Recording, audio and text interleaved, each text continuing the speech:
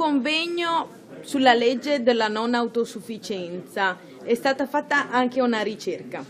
Sì, una ricerca voluta dai pensionati della Regione del Veneto, commissionata alla Fondazione Corazzin, dalla quale è uscito delle cose abbastanza importanti. Noi siamo partiti dal presupposto che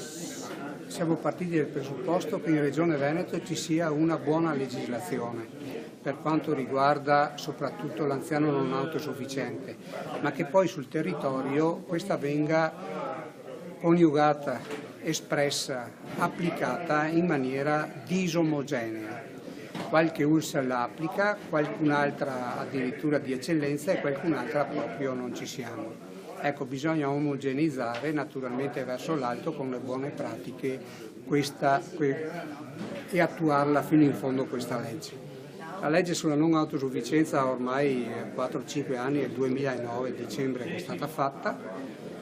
Purtroppo non è stata applicata perché non è stata finanziata e quindi bisogna, anche attraverso questi momenti, come dire all'opinione pubblica e ai funzionari della Regione Veneto perché si facciano partecipi verso poi la classe politica, guardate che è ora di metterla in pratica.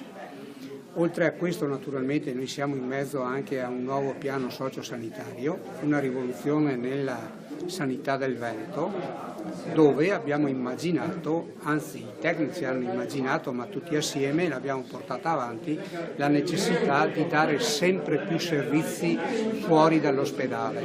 In ospedale si va solo quando si sta veramente male, in fase acuta, e poi soprattutto la persona fragile, l'anziano, non può essere dimissionata dall'ospedale con la solita lettera che si porta al medico di medicina generale, ma deve passare, se necessario, fra una struttura intermedia che ti accoglie, ti valuta e casomai poi ti manda a casa.